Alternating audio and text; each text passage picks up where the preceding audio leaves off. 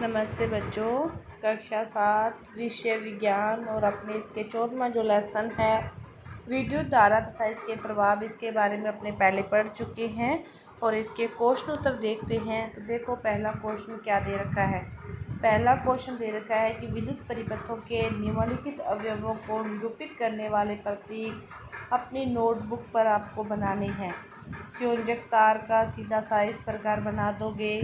Switch को of व on की स्थिति के लिए आप इस प्रकार जैसे बना लेना। अब जैसे इसे टच करवाओगे तो ये क्या हो जाएगी, स्विच ऑन हो जाएगी, और जब इससे दूर रखोगे तो स्विच क्या हो जाएगी, ऑफ हो जाएगी। विद्युत बल्ब का जैसे दर्शाना होता है तो उसको किस प्रकार दर्शाते हैं, इस प्रकार दर्शाते हैं। तो ये आपका विद्युत बल्ब का दर्शाओगे। विद्युत सेल का दर्शाते हैं तो विद्युत सेल का कैसे दर्शाते हैं, इस प्रकार दर्शाते हैं, इसको प्लस और इसको माइनस। तो इस प्रकार आपको क्या करने हैं, ये सारे अपनी कॉपी में बनाने हैं। दूसरा क्वेश्चन है कि चित्र में दर्शाए विद्युत परिपथ को निरूपित करने के लिए परिपथ आरेख बनाइए। इसने तो सीधा ही बना रखा है, आपको इसका क्या बनाना है, परिपथ आरेख बनाना है। तो वो कैसे होगा, जैसे अभी अभी आपने सीखा बल्ब कैसे बनाते हैं, इस प्रकार ये बना लिया। बैटरी से जोड़ते हैं तो ये बैटरी होगी।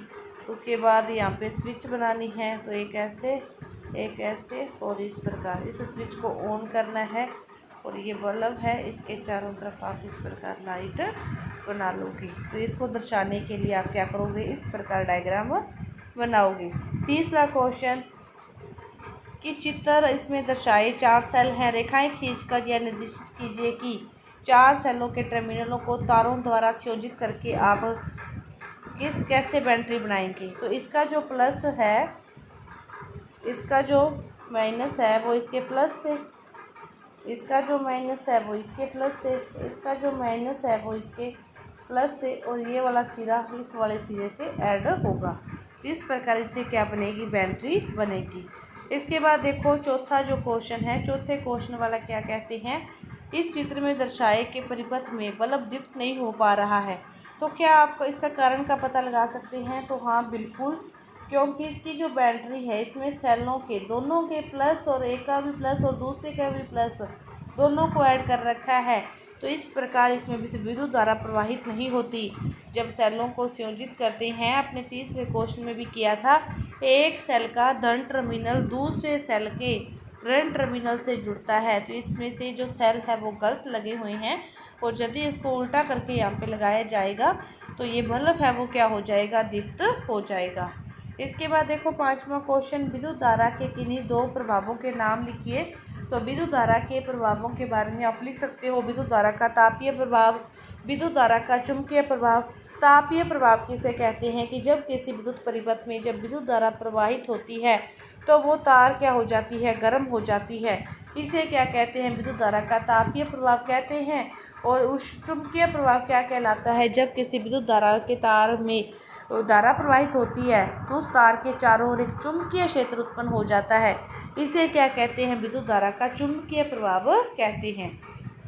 छठा क्वेश्चन देखो, जब किसी तार के द्वारा प्रवाहित करने के लिए स्विच को ऑन करते हैं तो तार के निकट रखी चुंबकीय सुई अपनी उत्तर दक्षिण स्थिति से विक्षेपित हो जाती है। तो ऐसा क्यों, क्योंकि विद्युत धारा में जब भी तार को धारा प्रवाहित होती है किसी भी तार में, तो उस क्षेत्र तार के चारों ओर क्या होता है, चुंबकीय क्षेत्र उत्पन्न हो जाता है। और विद्युत धारा के चुंबकीय प्रभाव के कारण ही उसके पास रखी जो चुंबकीय सुई है वो विक्षेपित हो जाती है। इसके बाद देखो इसमें स्विच को ऑफ किया गया है तो क्या चुंबकीय सुई विक्षेप दर्शाएगी, नहीं, चुंबकीय सुई विक्षेप नहीं दर्शाएगी, क्योंकि जब तक स्विच ऑफ रहेगा तो इस परिपथ में धारा प्रवाहित ही नहीं होगी। और जब धारा ही प्रवाहित नहीं होगी तो फिर चुंबकीय सुई कैसे विक्षेप दर्शाएगी। जब स्विच को ऑन करेंगे, इस परिपथ में धारा प्रवाहित होगी, तभी तो चुंबकीय क्षेत्र उत्पन्न होगा, फिर ही वो चुंबकीय सुई क्या होगी, विक्षेपित होगी, नहीं तो वो चुंबकीय सुई विक्षेपित फिर कैसे होगी। इसके बाद देखो आठवां क्वेश्चन क्या दे रखा है, रिक्त स्थानों की पूर्ति कीजिए।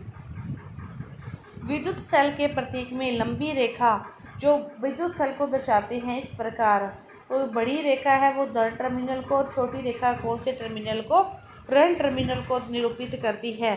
तो इसने कहा है लंबी रेखा, तो यहाँ पे कौन सा टर्मिनल आएगा? धन टर्मिनल। दो या दो से अधिक विद्युत सेलों के संयोजन को क्या बनाते हैं? बैटरी बनाते हैं।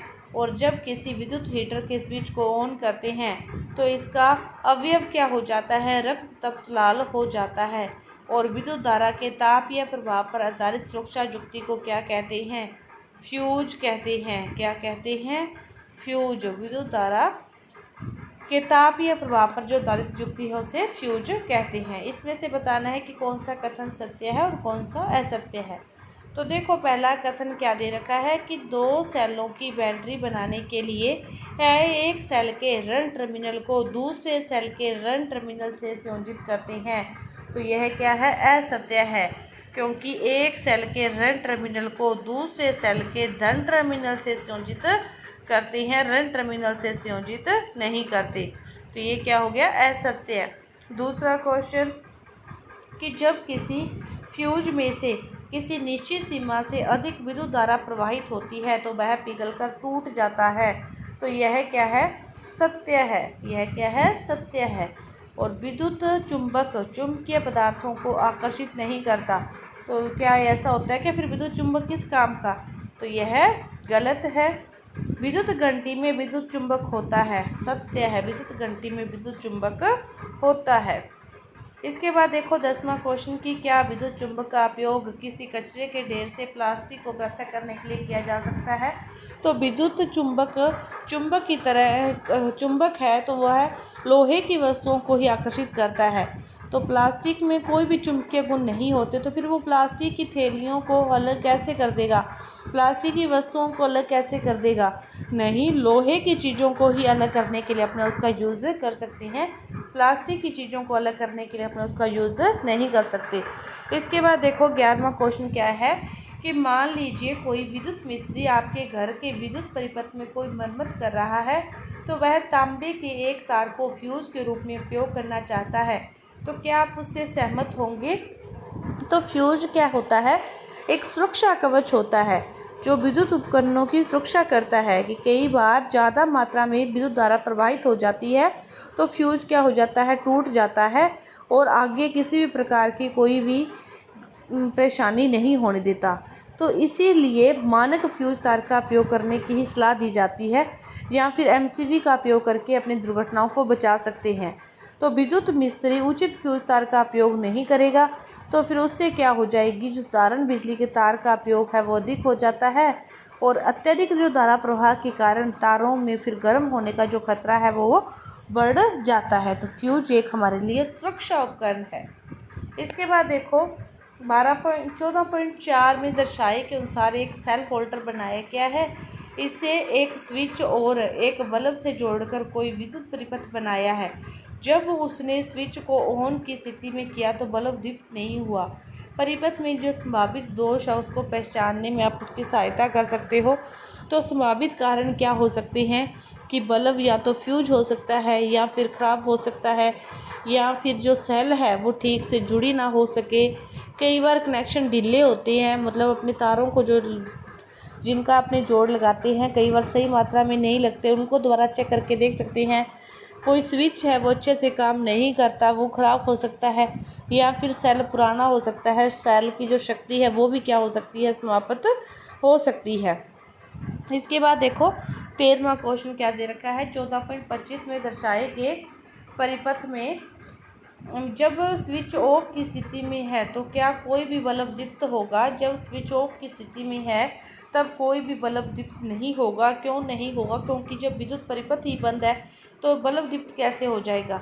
और जब स्विच ऑन की स्थिति में है तो ABC के दीप्त होने का क्रम कौन सा होगा?